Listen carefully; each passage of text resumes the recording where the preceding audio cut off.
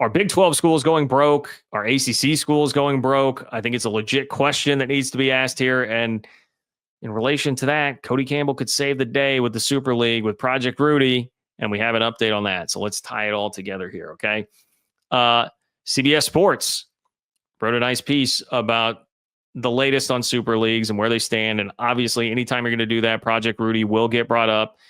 If you need to get run up to speed on that, Project Rudy would take it is basically the best case scenario if you are, for the most part, a Big 12 or an ACC school not named Florida State, Clemson, North Carolina, Miami, perhaps. Something that you probably want. It would take everybody, put it into a Super League of a capped at about 70 teams, divide you up geographically. So, imagine that. Back to conferences that really make sense. The idea that had been thrown around in the pitch decks early on was like 7-10 team conferences.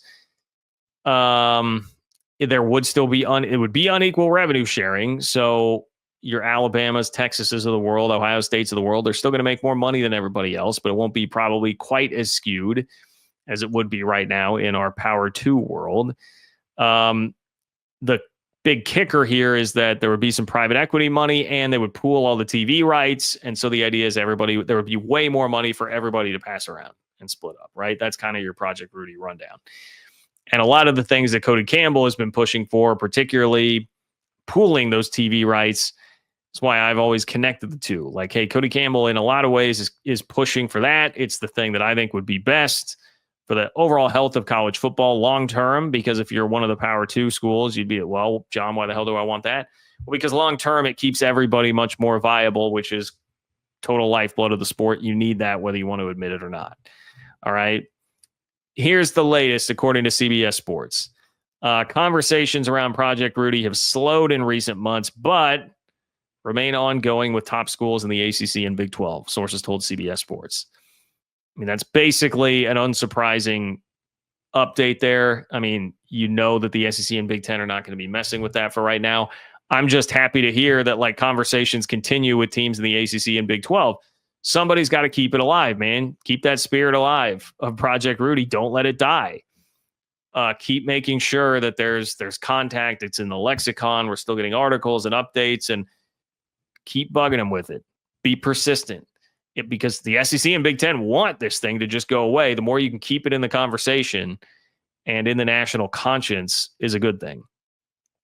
Quote, it's such a cerebral thing right now, a high-ranking power conference executive told CBS Sports. It's on everyone's mind, but everyone in the industry views that coming from someone else on the outside. There's no one really working on it who is in college football right now other than an existential threat of the Big 10 and SEC picking up their ball and saying it's just us. Bob Bowlesby actually chimed in this article, which was interesting. Bob Bowlesby said, quote, what's going to be a byproduct of a Super League? There's going to be a bunch of traditional winners that are going to be traditional losers. Now, in this, Bob Bowlesby is talking about a Super League that would be very exclusionary, one that's going to cut off at more like 32 to 40 teams instead of 70. Says there's going to be a bunch of traditional winners that are going to be traditional losers. It's a zero-sum game. You take 40 schools and get a big TV contract. There's going to be 20 teams with a losing record at the end of the year, and they're not going to like it. And that is a huge reality that I don't know a lot of schools are really prepared to deal with. And the problem with it is that every single one of them will sit here right now on the outside and say, well, that won't be us. Of course, that won't be us. That's going to be the general attitude until it's you. Nobody thinks that they're going to get really sick, get a terrible disease until it's them. And it would be the same thing here. And so that would be kind of a told you so sort of moment eventually for a bunch of those schools. Think sort of like what Oklahoma is going through right now, but extrapolate that out to like 10 to 12 other brands, the scale of Oklahoma, and then you'll have that. That's another part of why I really don't think that these schools is in their best long-term interest to ever pull something like this. The final point that this article makes that I wanted to bring up, all four major conferences, they point out all four major conferences, Big 10 2030, Big 12 2031, SEC 2034, and ACC 2037 will see their media rights expire within the next 12 years. And there's a quote here from an expert in the article that says, quote, "It doesn't make a Super League impossible, and it doesn't mean it won't happen. It just may take another decade and a half." And that was in response to the fact that the last TV deal there mentioned was the ACC, and that would be 2037, roughly enough a decade and a half from now, certainly a decade plus. I'm not going to lie, man. Everyone keeps talking about 2030. There's so much posturing and positioning. I don't know. Does the sport have it in it to wait that long for this to actually happen? Is that really possible, that there's enough of a runway that we would wait that long for it to really happen? I don't know. It just feels like there's too much nervous energy from everybody right now that seems like we're going to get there sooner than that. College football season is here, guys, and that means we all need to find good deals on tickets, all right? And the best place to do that is SeatGeek. I have to give a huge shout out to SeatGeek, the sponsor of today's video. With over 28 million downloads, SeatGeek is the #1 rated ticketing app. There are over 70,000 events listed on SeatGeek. So obviously, college football is covered, but if you're a music guy like me, it's perfect for concerts. I'm buying a ton of concert tickets this fall. And I tell you what, I have my eye on those Holy War tickets for BYU and Utah coming up as well. And man, all you got to do is open up the app. It's perfect. You can go check what's going on here, find the green dots in the seat. That means they're good deals. Red dots, maybe not so much, but SeatGeek will help you find the best deals on seats depending on where it is that you are trying to sit. They're each rated on a scale of 1 to 10. Every ticket is backed by their buyer guarantee. And you guys know I'm here for you. I've got a code for you. Code Kurtz gets you $20 off your tickets. Again, that's code Kurtz for $20 off tickets at SeatGeek. $20 off your first purchase with promo code Kurtz. Make sure you just click the link in the description to download the app and have that code on hand and ready to go. Guys, I'm here to help you out. I've got your back.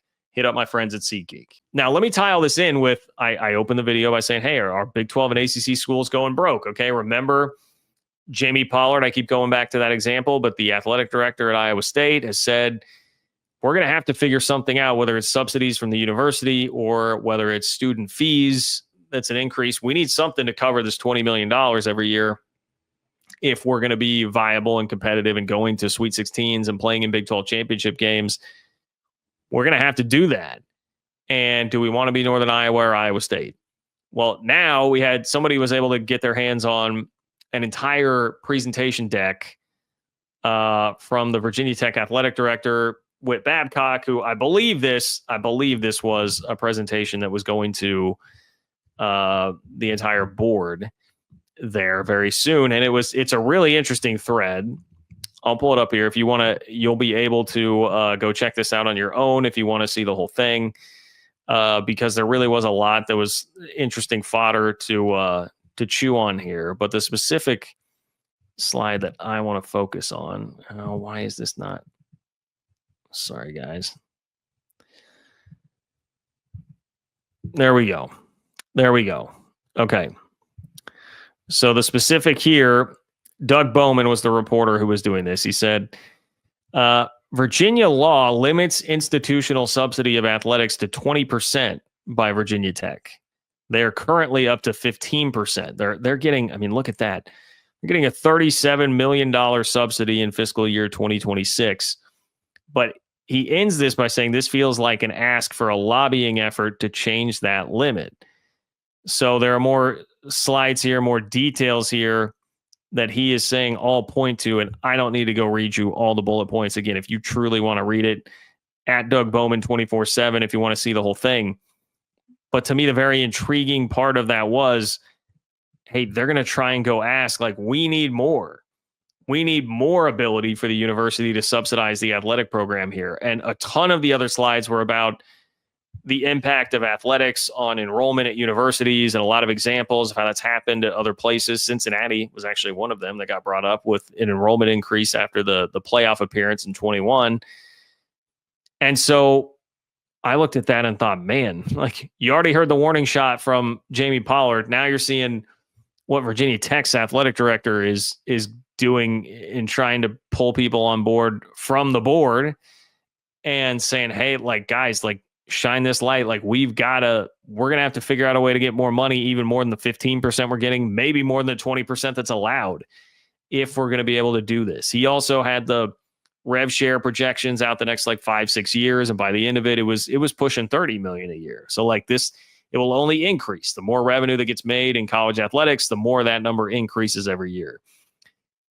This is going to put major stress on schools. Like, I know I'm a Big 12 heavy audience here, but if you're a Big 12 school, if you're an ACC school, even if you are a school in the Big 10 or the SEC, it still is some stress, less stressful, but some stress nonetheless. In the ACC, we're going to have success in brand initiatives. That's going to hurt the income of some teams. It's going to hurt the payouts for some teams there. I think this is going to be such a common thing. And I think there's a lot of friction there right now because, look, if you're going to these universities and saying, that's what, 8 figures? We need 8 figures from you every year, or we need to pull 8 figures from the students in an extra fee, or a combination of both. I mean, that's not something that a university president is just going to be like, oh, yes, of course, go ahead. That's going to take a lot of time, I think, or at least there will be some battles that have to be fought. And you're going to see more and more of this. And there probably is a lot of this that's going on right now behind closed doors in the Big 12 that we're just not privy to, and we're not hearing it or seeing it. But that was kind of a reality check to me. Like, dude, I mean, this is the financial reality, and everyone's kind of having to go beg to the universities right now to make this happen. So keep your eye on it, man.